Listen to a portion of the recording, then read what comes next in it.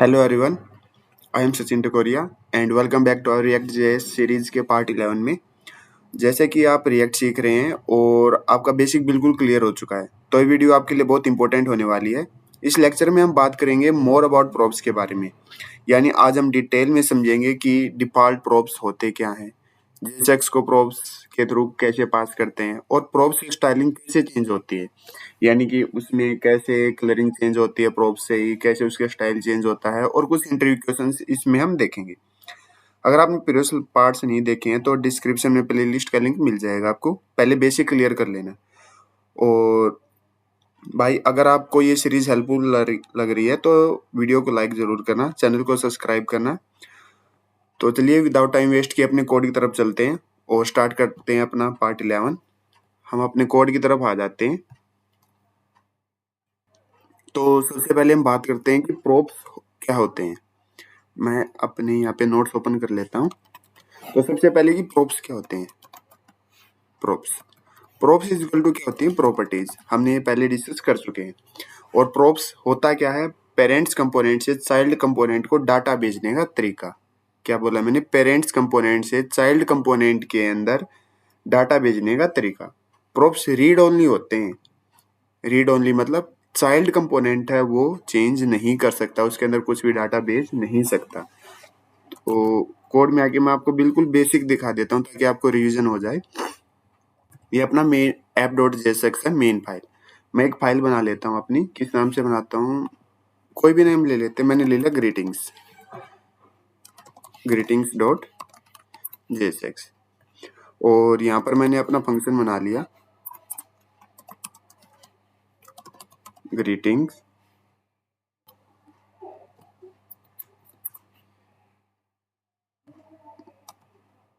और मैं स्क्रीन का साइज थोड़ा बड़ा कर लेता हूँ ताकि आपको क्लियरली दिखाई दे। और इसके अंदर हम क्या रिटर्न करेंगे, मैं एक चीज रिटर्न कर लेता हूँ h1। h1 रिटर्न किया और h1 के अंदर मैं लिख लेता हूँ हेलो, ठीक है। और यहाँ पर कोई भी हम प्रोप्स पास कर लेते हैं। मैंने यहाँ पे लिख लिया प्रोप्स, सॉरी फंक्शन के अंदर लिखा जाएगा, क्या लिख लिया, प्रोप्स। और यहाँ पर मैंने क्या पास कर दिया, जेएसएक्स बना के प्रोप्स, और जिस नेम से हम करेंगे मैंने मान लिया नेम, ठीक है। इसको सेव कर लिया। अब अपने ऐप डॉट जेएसएक्स में आते हैं और यहाँ क्या करते हैं, मैं उस ग्रीटिंग्स को यहाँ पे कॉल कर लेता हूँ, ग्रीटिंग्स GREETINGS, ग्रीटिंग्स। तो यहाँ पे इंपोर्ट नहीं हुआ तो हमें इसको मैनुअली इंपोर्ट करना पड़ेगा। तो इंपोर्ट, ये मैनुअली इंपोर्ट क्यों नहीं हुआ, क्योंकि हमने इसको बना तो लिया लेकिन इसको क्या नहीं किया, एक्सपोर्ट नहीं किया। तो एक्सपोर्ट डिफॉल्ट ग्रीटिंग्स, ठीक है। अब ये यहाँ पे इंपोर्ट हो जाएगा, इंपोर्ट ग्रीटिंग्स फ्रॉम ग्रीटिंग्स, हो गया। सेव करके हम कहाँ पे देखते हैं इसको, ब्राउजर पे देखते हैं। हमने अपना ब्राउजर ओपन किया, लोकल होस्ट 5173। देखिए यहाँ पर आ गया हेलो सचिन। नहीं, एक सेकंड, इसके अंदर भेज लेते हैं हम पहले। भेजा तो हमने है ही नहीं, नेम, नेम में भेज लेता हूँ क्या, सचिन टकोरिया। सेव किया और अब आगे अपने यहाँ पे चेक करते हैं, रिफ्रेश करते हैं। इसको हम सेव करना भूल गए थे, मैंने इसको सेव किया। और जैसे हम अपने ब्राउजर पे आगे इसको चेक करेंगे तो देखिए यहाँ पे आ चुका है हेलो सचिन टकोरिया। मतलब देखिए मैंने यहाँ पर एक चाइल्ड कंपोनेंट बनाया था और इसके अंदर सिंपली हमने लिखा था हेलो और props डॉट नेम, और नेम हमने पेरेंट्स कंपोनेंट से पास कर दिया क्या, सचिन टकोरिया। तो यहाँ पर क्या आ गया, हेलो सचिन टकोरिया। अब बात करते हैं हम डिफॉल्ट प्रोप्स के बारे में, जो अपना मेन लेक्चर है जिसके बारे में। डिफॉल्ट प्रोप्स क्या होते हैं, अब मान लो मैं यहाँ पर कुछ भी नेम पास नहीं करता तो मैं इसको हटा देता हूँ, मैंने इसको रिमूव कर दिया। अब मैंने कोई भी नेम पास नहीं किया, ठीक है, और यहाँ पर props डॉट नेम है, मैंने कुछ भी नेम पास नहीं किया है, तो अपने ब्राउजर में क्या आएगा, कुछ भी नहीं। तो मैं चाहता हूँ कि जब भी मैं कुछ भी पास नहीं करूँ तो डिफ़ॉल्ट में उसके पास कुछ ना कुछ हो, ताकि वहाँ पर कुछ भी ब्लैंक शो ना करे यहाँ पे। तो उसके लिए क्या करना पड़ेगा, मैं एक डिफ़ॉल्ट प्रॉप्स बना दूँगा यहाँ पे, ठीक है? अब वो कैसे बनते हैं वो देखो। मैंने किया ग्रीटिंग्स डॉट डिफ़ॉल्ट प्रॉप्स, ठीक है? और नेम मैंने पास कर दिया क्या? मैंने पास कर दिया गेस्ट यूज़र, ठीक है? मैंने अगर नेम पास नहीं करा तो डिफ़ॉल्ट प्रॉप्स में मेरा नेम क्या होगा? डिफ़ॉल्ट यूज़र, ठीक है? और मैंने इसको क्या कर दिया? सेव कर दिया। अब आगे मैं चेक करता हूँ। तो हमने यहाँ पे देखा कि अब भी ये नहीं, यहाँ पे नहीं आया गेस्ट यूज़र। हम जो पहले रिएक्ट सिखाते थे उसमें क्या होता था, ये यहाँ पे आ जाता था ऐसे लिखने से, लेकिन जो मॉडर्न वे चला हुआ ना उसमें ये नहीं आता। जो लेटेस्ट वर्जन आया उसमें अब ये दिखाई नहीं देता, ये कॉमन एरर है। तो उससे बचने के लिए हम क्या करते हैं, इस कंप्लीट को हम क्या करते हैं, रिमूव कर देते हैं। और रिमूव करने के बाद यहाँ पर जहाँ पर मैंने प्रॉप्स लिख रखा है ना, इसको मैं हटा देता हूँ और जेएसएक्स ब्रैकेट्स लगा के यहाँ पर पास करता हूँ मैं नेम इज इक्वल टू, मैंने लिख दिया क्या, गेस्ट यूजर, ठीक है? और प्रॉप्स डॉट नेम की जगह ओनली क्या आ जाएगा, नेम, ठीक है? सेव करके अब हम अपने ब्राउजर पे चेक करते हैं, देखो आ गया हेलो गेस्ट यूजर। तो ये बेस्ट अप्रोच है। जो प्रीवियस अप्रोच थी जो मैंने अभी डिस्कस की और यहाँ पे गेस्ट यूजर लिखा नहीं आ रहा था, वो जो प्रीवियस रिएक्ट का वर्जन था उसमें वो आ जाता था, लेकिन जो अभी लेटेस्ट वर्जन है उसमें दिखाई नहीं दे रहा है ये। तो ठीक है, तो इंटरव्यू लाइन एक ये बोलती है कि डिफॉल्ट प्रोप्स का यूज तब होता है जब पेरेंट से प्रोप ना आए। मतलब जब हम यहाँ पे parents component app dot JSX में कोई भी डाटा यहाँ से नहीं भेज रहे हो ना, और हमको कुछ ना कुछ डाटा दिखाना होता है, तो यहाँ पर क्या आता है, डिफॉल्ट प्रोप्स का यूज होता है। अब मान के चलो कि हमने एक फॉर्म बनाया, उसमें हम इमेज अपलोड कर रहे हैं, और इमेज जो है, इमेज अपलोड करने का ऑप्शन कंपलसरी नहीं है। तो कोई बच्चा उसको इमेज अपलोड कर देता, कोई नहीं करता। जिसने अपलोड की उसकी इमेज दिखाई दे जाती है, और जिसने इमेज अपलोड नहीं की वहाँ पे कोई भी आइकन दिखाई देता है। वो क्या होता है, डिफॉल्ट प्रोप होता है, जिसमें हमने उस आइकन का यूआरएल डाला होता है और वो आइकन हमको दिखाई देता है, ठीक है? अब हम बात करते हैं किसके बारे में, अपने नेक्स्ट कॉन्सेप्ट के बारे में, जेएसएक्स को पास कैसे करें विद प्रोप्स से। जेएसएक्स को पास करना अब हमको किससे, प्रोप्स से। अब बात करते हैं जेएसएक्स क्या होता है। जेएसएक्स क्या होता है, एचटीएमएल जैसा कोड जो रिएक्ट रेंडर करता है, एचटीएमएल जैसा कोड जो रिएक्ट रेंडर करता है, ठीक है? और नेक्स्ट बात करेंगे हम किसके बारे में, कि जेएसएक्स को प्रोप्स में क्यों पास करें, कि हम जेएसएक्स को प्रोप्स में पास क्यों करें। क्यों पास करें हम, रीयूजेबल यूआई ब्लॉक्स बनाने के लिए, रीयूजेबल यूआई ब्लॉक्स बनाने के लिए हम किसका यूज करते हैं, जेएसएक्स को प्रोप्स में पास करते हैं, ठीक है? अब एक एग्जांपल देख लेते हैं।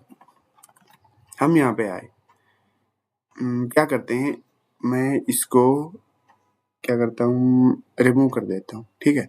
और इसके अंदर से भी ग्रीटिंग्स को हटा देता हूँ। अब मैंने एक फाइल बनाई किस नेम से, मैं बना लेता हूँ कार्ड नेम से, CA कार डॉट जेएसएक्स के नेम से, ठीक है? और RFC करके मैंने अपना ये फंक्शन बना लिया, ओके? और इसके अंदर, इस डिव के अंदर मैं इसके क्लास नेम दे देता हूँ, वैसे ही कुछ भी मैंने दे दी कार्ड, ठीक है? और मैं इसमें क्या करता हूँ, प्रोप्स पास कर देता हूँ। मैंने यहाँ क्या लिख दिया, प्रोप्स, ओके? और यहाँ क्या करेंगे, प्रोप्स डॉट कंटेंट। कंटेंट क्या है, कंटेंट को हम अपने पेरेंट कंपोनेंट से पास करेंगे, ठीक है? इस कंटेंट को हम किससे पास करेंगे, अपने पेरेंट कंपोनेंट से। इसको हमने सेव किया, अब आते हैं अपने पेरेंट कंपोनेंट की तरफ, ऐप डॉट जेएसएक्स। और यहाँ क्या करेंगे, हमने किसको कॉल करवा दिया, अपने कार्ड को, ठीक है, कॉल करवा दिया। ऊपर ये इंपोर्ट भी हो गया। ग्रीटिंग्स को हमने हटा दिया था तो इसको हम डिलीट कर देते हैं, ठीक है। अब कार्ड के अंदर हम क्या पास करेंगे, अपना क्या, कंटेंट। ओके, कंटेंट क्या होगा, CONTENT, कंटेंट। और इसके अंदर अपना क्या पास कर देंगे, कंटेंट। ओके, यहाँ पर एरर शो कर रहा है तो इन ड्यूज को हम क्या करते हैं, हटा देते हैं। और इसके अंदर मैंने क्या कर दिया, ड्यू को, ठीक है। और अपना कंटेंट डाल देते हैं। मैंने S2 लिख दिया, मैंने लिख दिया रिएक्ट प्रोप्स, ठीक है। और फिर एक P टैग लिख देते हैं, this JSX is part as props. Okay, ये हमने कंटेंट डाल दिया कहाँ से, पेरेंट कंपोनेंट से। और ये किस में कॉल करवा दिया हमने, चाइल्ड कंपोनेंट में। और इसको सेव कर देते हैं, सेव कर दिया। अब आगे अपने ब्राउजर पे चेक करते हैं, आ गया ये, ठीक है। तो ऐसे हम पास करते हैं JSX को, किससे, प्रोप से, ठीक है। इसको याद रखना अच्छे से देख लेना इसको। मैं इसको फॉर्मेट डॉक्यूमेंट कर देता हूँ, ये बहुत ही इंपॉर्टेंट कॉन्सेप्ट है ये, ठीक है। ऐसे कंटेंट को हमने इससे पास किया, ठीक है। अब एक नेक्स्ट चीज देख लेते हैं, चाइल्ड कंपोनेंट से चिल्ड्रन कंपोनेंट में, चिल्ड्रन प्रोप्स, हाँ सॉरी, चिल्ड्रन प्रोप्स देखते हैं। मैंने इसको सेव किया और इसको भी मैं क्या कर देता हूँ, कट कर देता हूँ, ठीक है। और एक फाइल बना लेता हूँ अपनी, किस नेम से, चलो इस कार्ड के अंदर ही देख लेते हैं।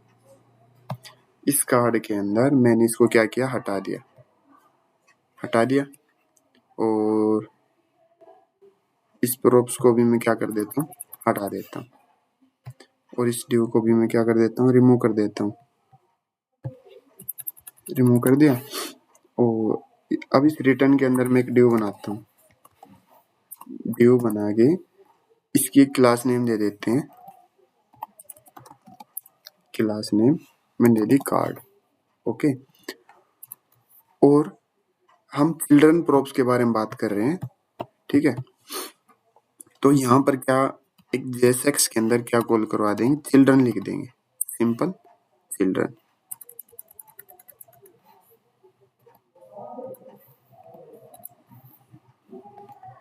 ये एक सेकंड, और इसके अंदर क्या लिख दिया मैंने, चिल्ड्रन। और यहाँ पर JSX बना के क्या कॉल करवा देंगे हम, चिल्ड्रन को, ठीक है। इसको सेव कर दिया। अब अपने पेरेंट कंपोनेंट के अंदर आके क्या करेंगे, इसको भी मैं क्या कर देता हूँ, रिमूव कर देता हूँ, रिमूव कर दिया।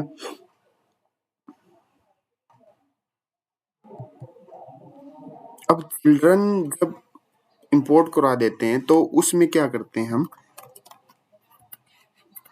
Closing tag, self closing tag use नहीं करते हम यूज करते हैं ये ऐसे, ठीक है।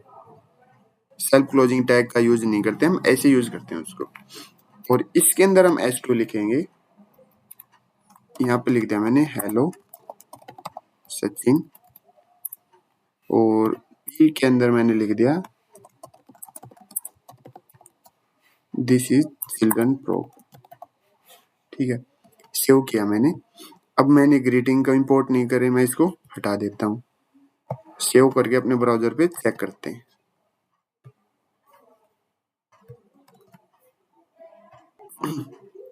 और ब्राउजर पे चेक किया तो अपना ये आ चुका है, hello Sachin this is children pro, ठीक है। तो ऐसे चिल्ड्रन प्रोप्स को हम पास करते हैं। अब एक इंट्रो लाइन ये बोलते हैं कि JSX को प्रोप्स के थ्रू पास कर सकते हैं, मोस्टली चिल्ड्रन प्रोप यूज होता है, चिल्ड्रन प्रोप्स ही यूज होता है। सिंपली चिल्ड्रन को यहाँ पर JSX ब्रैकेट्स के अंदर लिखा और यहाँ पर कॉल करवा दिया, सिंपल। तो ऐसे होता है चिल्ड्रन प्रोप्स पास। इसको आप ध्यान से देख लीजिएगा। अब क्या करते हैं, अब एक बटन बनाएंगे और उसका कलर, साइज, ये सभी किससे हम कंट्रोल करेंगे, प्रोप्स के थ्रू ही हम उसको कंट्रोल करेंगे, ठीक है। मैं इस कार डॉट JSX के अंदर ही, चलो इसको आप कंफ्यूज ना हो उसके लिए मैं क्या करता हूँ, एक अलग फाइल ही बना लेता हूँ। मैंने एक फाइल बना ली किसके नाम से, बटन डॉट JSX, ठीक है। और यहाँ पर RFC करके मैंने एक फंक्शन बना लिया और इसमें क्या करेंगे, ये क्या करेगा, रिटर्न करेगा, किसको रिटर्न करेगा, ये ड्यू को रहने देते हैं, इसको हटा के मैंने यहाँ बना दिया बटन, बटन बना दिया और बटन पे लिख दिया मैंने क्लिक मी। ओके, सेव करके मैं अपने पेरेंट कंपोनेंट के अंदर किसको पास करवा देता हूँ अभी, अपने बटन को।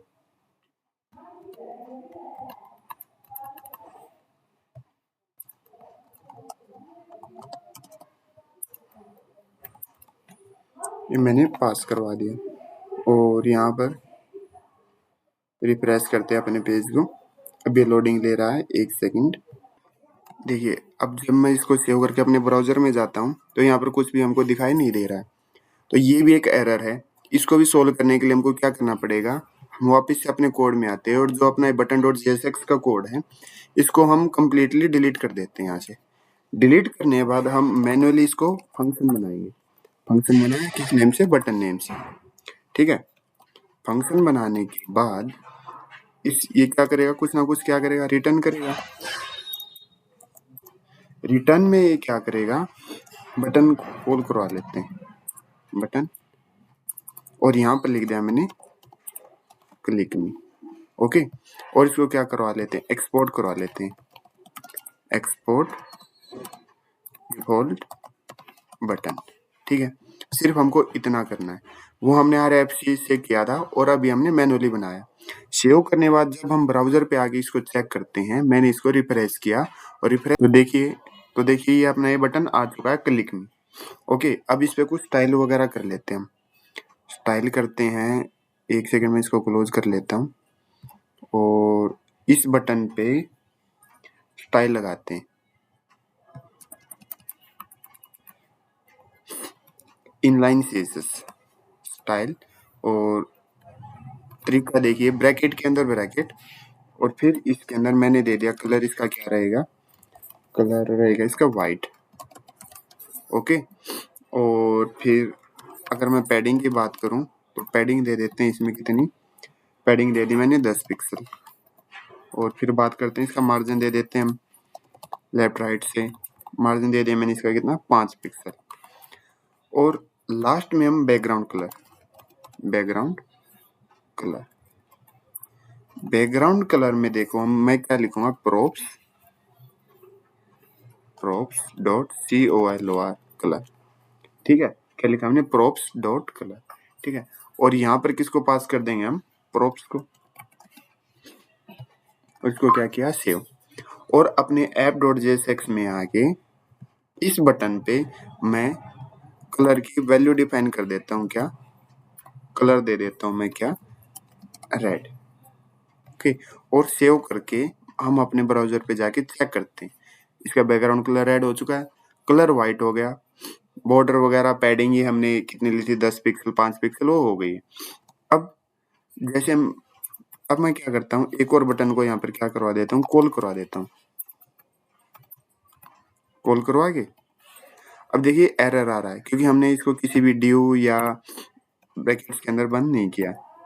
तो हम इसको फ्रेगमेंट्स के अंदर बंद कर लेते हैं, सेव किया, डिलीट किया और यहाँ पे इसको पेस्ट कर दिया, ठीक है। और कलर दे दिया मैंने इसका, क्या इसका कलर हम दे देते हैं ग्रीन, ग्रीन। सेव करके हम अपने ब्राउजर पे चेक करते हैं, ग्रीन आ गया। जैसे मुझे इसका ब्लू कलर देना हो तो मैं इसको कॉपी करके यहाँ पे पेस्ट कर देता हूँ और कलर में इसका क्या दे देता हूँ, ब्लू। तो यहाँ पे एक और बटन बन जाएगा और उसका कलर क्या आ गया, ब्लू आ गया। तो ऐसे हम एक बटन का कलर, साइज, थीम, प्रोप से कंट्रोल कर सकते हैं। तो एक इंटरव्यू लाइन ये बोलती है कि प्रोप्स का यूज करके डायनेमिक स्टाइलिंग और रीयूजेबल कंपोनेंट्स बनाए जाते हैं। ठीक है, कोई हमसे पूछ ले कि प्रोप्स का यूज करके करके डायनेमिक स्टाइलिंग और रीयूजेबल कंपोनेंट्स कैसे बनाए जाते हैं, तो ऐसे बनाए जाते हैं। अब हम क्या करते हैं, इंटरव्यू क्वेश्चन देखते हैं और हम अपने नोट्स पे आते हैं। अब डिफरेंस देख लेते हैं किसके बीच में, प्रोप्स और किसके बीच में, स्टेट के बीच में। अब जो प्रोप्स होते हैं वो किससे मिलते हैं, पेरेंट से मिलते हैं। ठीक है, और स्टेट में क्या होते हैं, कंपोनेंट के अंदर ही होते हैं। प्रोप्स होते हैं रीड ओनली होते हैं, क्या होते हैं, रीड ओनली। सिर्फ पेरेंट्स कंपोनेंट ही उसको चेंज कर सकता है, चाइल्ड कंपोनेंट चेंज नहीं कर सकता। लेकिन स्टेट में क्या होता है, चेंज हो सकते हैं, चाइल्ड भी चेंज कर सकता है, पेरेंट भी चेंज कर सकता है। प्रोप्स क्या होते हैं, इम्यूटेबल होते हैं, और स्टेट क्या होते हैं, म्यूटेबल होते हैं। प्रोप्स का यूज किस लिए किया जाता है, कम्युनिकेशन के लिए, और स्टेट का यूज किस लिए किया जाता है, यूआई कंट्रोल के लिए। ओके,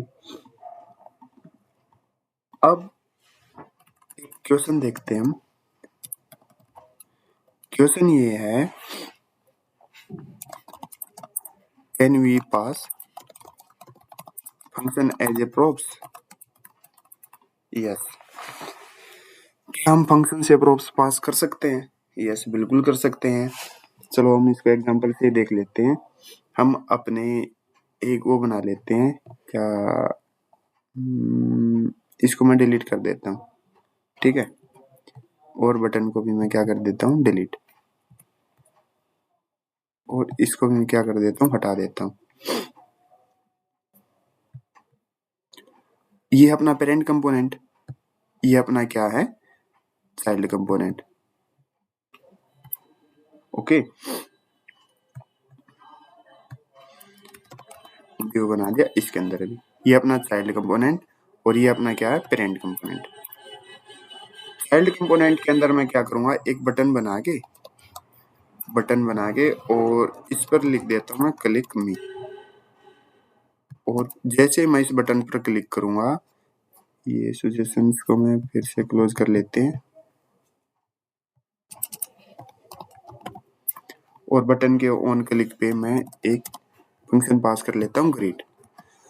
अब ये है चाइल्ड कंपोनेंट। चाइल्ड कंपोनेंट में एक बटन बना के मैंने एक फंक्शन बना दिया, ऑन क्लिक ग्रीट, और अब इस फंक्शन को मैं पेरेंट कंपोनेंट के अंदर कॉल करवाऊंगा। यहाँ पे आके पेरेंट कंपोनेंट के अंदर इसको हम कॉल करवाएंगे। ठीक है, मैंने लिखा कॉन्स्ट, क्या नेम दिया था मैंने, ग्रीट।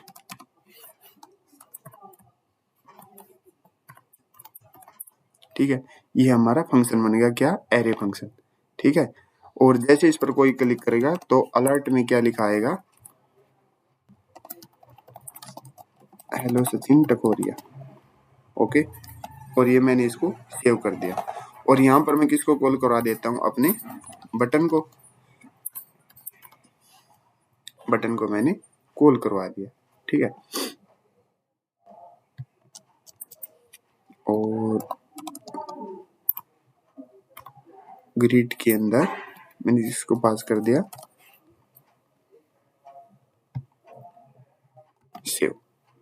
सेव करके हम अपने ब्राउजर पे आते हैं। तो देखिए यहाँ पर अपना बटन आ चुका, क्लिक मी, और जैसे मैं इस पर क्लिक करूंगा तो अपने अलर्ट में आ गया, हेलो सचिन टकोरिया।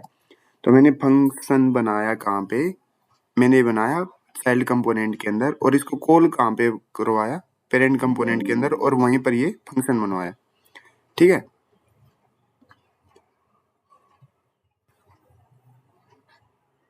तो आज के लिए बस इतना ही। एक लास्ट क्वेश्चन देख लेते हैं कि चाइल्ड प्रोप क्या है। जेएसएक्स को जो ओपनिंग और क्लोजिंग टैग के बीच होता है वो होता है चिल्ड्रन प्रोप। ठीक है, जो ब्रैकेट्स होती है जेएसएक्स के अंदर, उसके अंदर चिल्ड्रन प्रोप बना के उसको हम क्या बोलते हैं, चिल्ड्रन प्रोप्स बोलते हैं। तो आज के लिए बस इतना ही। Thank you, have a nice day.